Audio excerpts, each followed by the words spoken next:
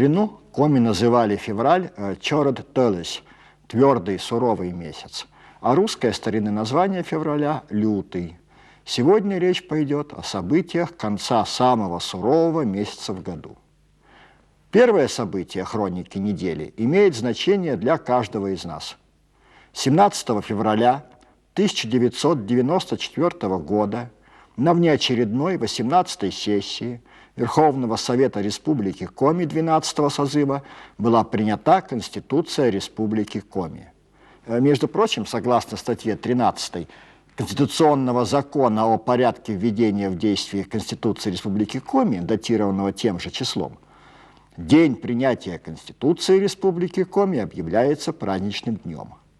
Только многие ли из нас знают основной закон, по которому мы живем, согласно которому, скажем, образован новый высший представительный и законодательный орган власти республики, Государственный совет, который нам вскоре предстоит переизбирать, введена избираемая должность главы государства, именуемая глава Республики Коми, или то, что Конституция Республики Коми состоит из преамбулы 3 разделов, в которых 8 глав и 106 статей.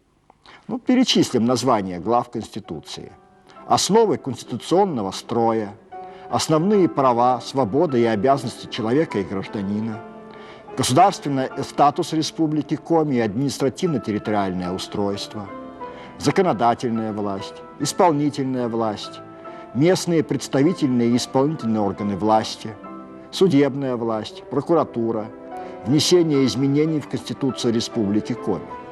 Очевидно, что эти важнейшие вопросы нашей жизни касаются каждого жителя республики. 21 февраля отмечает свой день рождения старейшее высшее учебное заведение республики – Коми Государственный педагогический институт. В этот день, в 1932 году, состоялось торжественное открытие нового вуза. Вопрос об открытии Коми пединститута впервые был поставлен областными организациями весной 1930 года. 18 ноября 1931 года постановлением Совнаркома Российской Федерации было разрешено открытие педагогического института в городе Сыктывкаре и выделено из резервного фонда Совнаркома 50 тысяч рублей. Официальное открытие педагогического института состоялось 21 февраля 1932 года в помещении школьного здания на углу Пушкина-Советская, ныне здесь женская гимназия. Затем педагогический институт работал в бывшем здании духовного училища, ныне здесь Национальная галерея. Вопрос был поставлен об открытии института, но ни учебного корпуса, ни общежитий, ни студентов, ни преподавателей не было. Первым директором педагогического института был назначен аспирант одного из научно-исследовательских институтов города Москвы, уроженец села Палауз Сысольского района Александр Филимонович Богданов. Первые наши преподаватели Алексей Семенович Сидоров, Василий Ильич Лыткин, Старцев Георгий Афанасьевич и многие другие.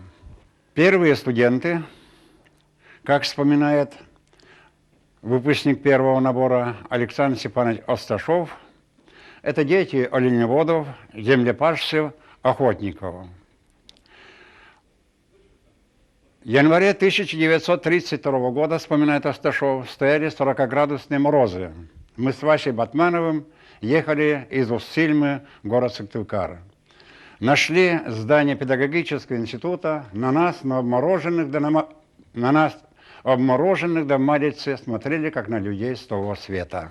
Учиться было очень трудно. Это был период карточной системы. Стипендию не давали до 1934 года. Вот первые дома студентов, общежития, преподавателей, первый выпуск исторического факультета. На первом торжественном заседании присутствовало 12 преподавателей и 120 студентов. Всего было создано на 3 отделениях: общественно-литературном, техническом и химико-биологическом 9 кафедр. За 70 лет педагогический институт выпустил более 25 тысяч специалистов с высшим образованием. Здесь работали сотни преподавателей, оставившие неизгладимый след в истории института, города и республики. С пединститутом связана судьба героя следующего моего рассказа. 21 февраля 1902 года по старому стилю в деревне Катытпом, далеко от села Онежье, на Выми, родился Георгий Афанасьевич Старцев, известный ученый, первый коми-профессиональный этнограф.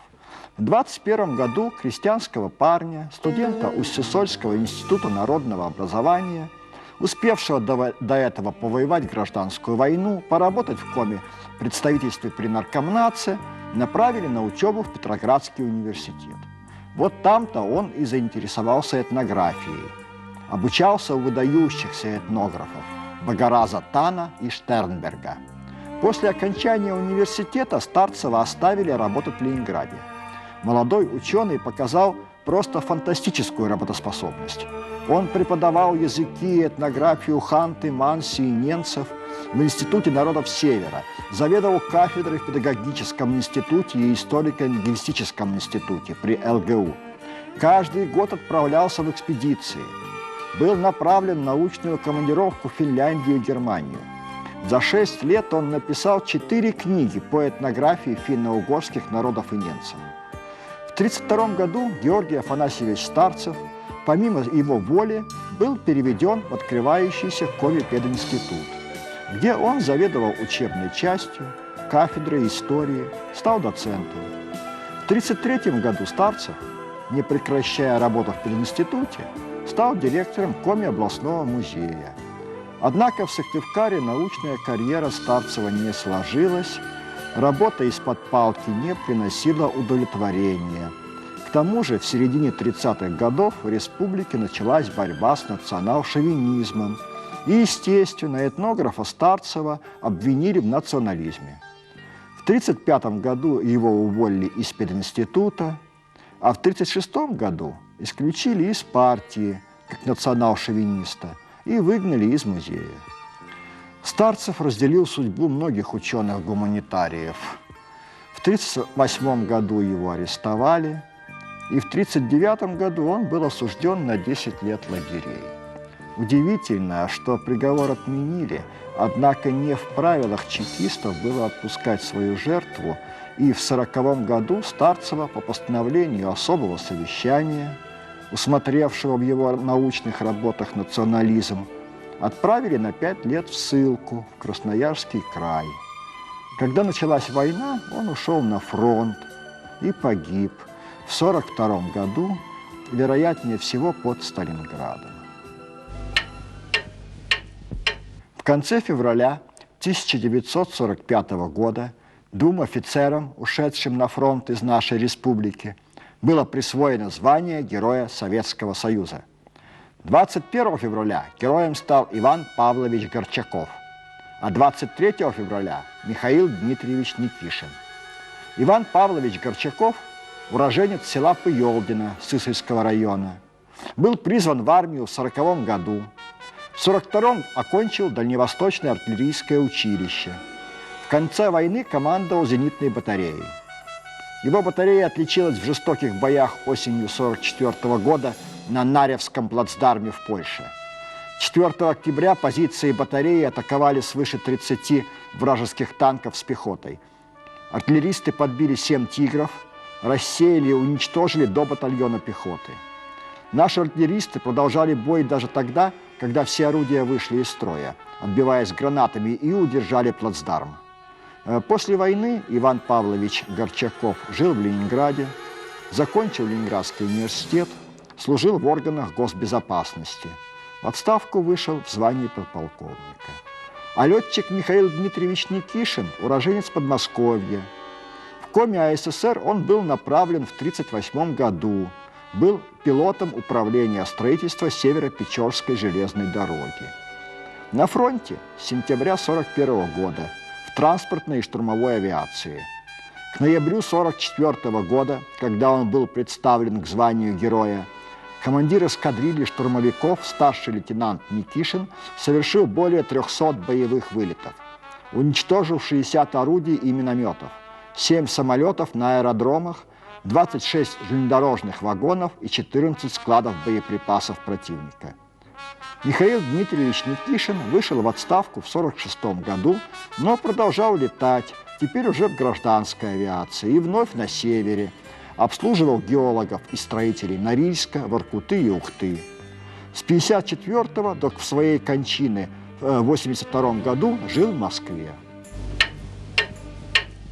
В эти же дни, в разные годы, произошли следующие события.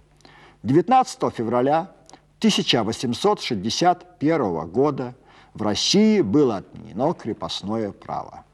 В 6-ю годовщину восшествия на престол император Александр II подписал манифест об освобождении крестьян и положение о крестьянах, выходящих из крепостной зависимости. Коми-крестьяне крепостными не были, но реформа эта касается и коми-края. В крепостной зависимости находилось около 1500 рабочих Сереговского-Солеваренного, Нюбчемского, Нючповского и Кажемского железоделательных заводов.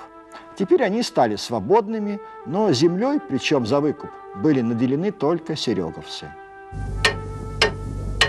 21 февраля 1913 года, ровно 90 лет назад, Российская империя торжественно отметила 300-летие дома Романовых. Разумеется, не остался в стране и коми-край. Эпицентром празднеств стал Усть-Сысольск. Как отмечала газета «Вологодский листок», юбилейные торжества в столице Зырянии прошли очень шумно. Кроме обычных в таких случаях литургии, она прошла в Стефановском храме, и крестного хода состоялся парад. Перед зданием земской управы церемониальным маршем прошли местная воинская команда и 2 роты, сформированные из учащихся. Парад принимал уездный воинский начальник. Газета отмечала, что для Усть-Сысольска таких размеров парад был невиданным до сего времени зрелищем. При параде производился беглый салют из старинных пушек. Город был иллюминирован фонариками, земская управа украшена елочными гирляндами, были организованы катания на тройках, угощения. В Народном доме для учащихся был дан спектакль силами местных актеров-любителей. В общем, одним словом отметили. 21 февраля 1975 года на карте Коми АССР появились 2 новых района – Вуктыльский и Усинский. Их территория была выделена из состава Печорского района, а Вуктыльского еще и из пригородной зоны Ухты. Образование новых районов было связано с бурным развитием нефтегазового комплекса.